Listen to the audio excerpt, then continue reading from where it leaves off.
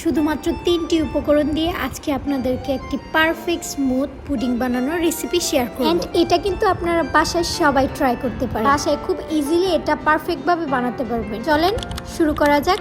প্রথমে আমি নিয়েছি দুধ, ডিম, তারপর হচ্ছে একটা কনডেন্স মিল্ক।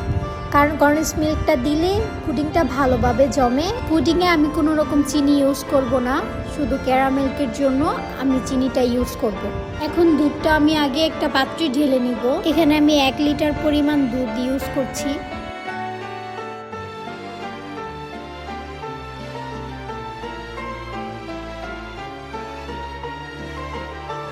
দুধটা ঢালার পর আমি এটা চুলাতে বসিয়ে দিলাম। তারপর এটা ঘন হওয়ার পর আমি এখানে কনডেন্স মিল্কটা ইউজ করব। এখানে আমি আরেকটা চুলায় যে বাটিতে পুডিংটা আমি বানাবো সেই বাটিটা বসিয়ে দিয়েছি। এখানে আমি ক্যারামেলটা বানিয়ে নেব। আমি এখানে পরিমাণ মতো চিনিটা দিয়ে দিয়েছি। এখানে কিন্তু আমি কোনো রকম চামিচ ইউজ করিনি, হাত দিয়ে জাস্ট ঘুরিয়ে ঘুরিয়ে এটা নিলে ক্যারামেলটা রেডি হয়ে যাবে। এই তো আমার পারফেক্টভাবে ক্যারামেলটা রেডি। এখন আমি এটা নামিয়ে নিব। এখানে আমার দুধটাও প্রায় ঘন হয়ে গিয়েছে। এখন আমি এখানে কনডেন্স মিল্কটা দিয়ে দিচ্ছি। কনডেন্স মিল্কটা দিব আমি হাফ পরিমাণ। এখানে আমি আরেকটা বাটিতে ডিমগুলো ফেটে নিব। 1 কেজি পরিমাণ দুধের সাথে আমি 4টা ডিম ইউজ করছি।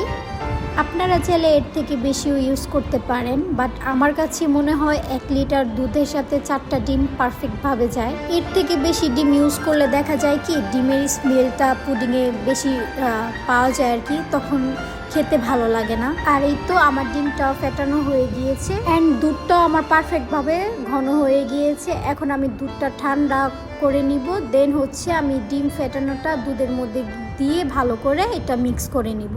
তারপর এটা আমি একটি বড় ছাঁকনির সাহায্যে এটা আমি ছেঁকে নিব। মানে ক্যারামেলটার মধ্যে আমি এটা দিয়ে দিচ্ছি ছেঁকে।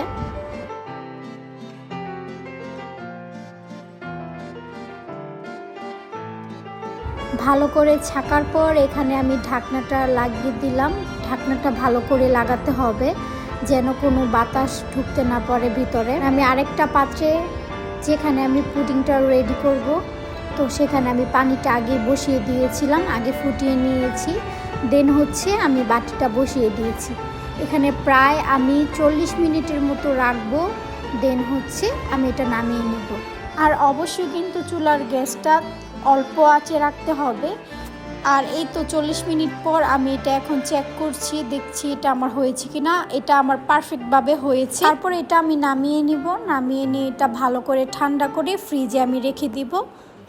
পরের দিন এটা আমি ফ্রিজ থেকে নামিয়ে নিয়েছি। এই তো দেখেন আমার পুডিংটা কিন্তু ভালোভাবে জমে গিয়েছে ফ্রিজে রাখার পর। আরও এখন আমি একটা ছুরির সাহায্যে সাইড দিয়ে একটু কেটে নিচ্ছিলাম যেন প্লেটে ভালোভাবে এটা ঢালা যায় আর কি। তারপর এই তো আমি এটা ঢেলে নিয়েছি। আর এই যে দেখেন আমার পুডিংয়ের ফাইনাল লুক। সো সবাই অবশ্যই বলবেন কেমন হয়েছে। আপনারাও যদি চান আমার মতো এত পারফেক্টলি একটা পুডিং বানাতে, তাহলে অবশ্যই আমার রেসিপিটা আপনারা ফলো করবেন। সো আজকের মতো আমার ভিডিওটা থাকছে এই পর্যন্তই। সবাই ভালো থাকবেন, সুস্থ থাকবেন। আল্লাহ হাফিজ।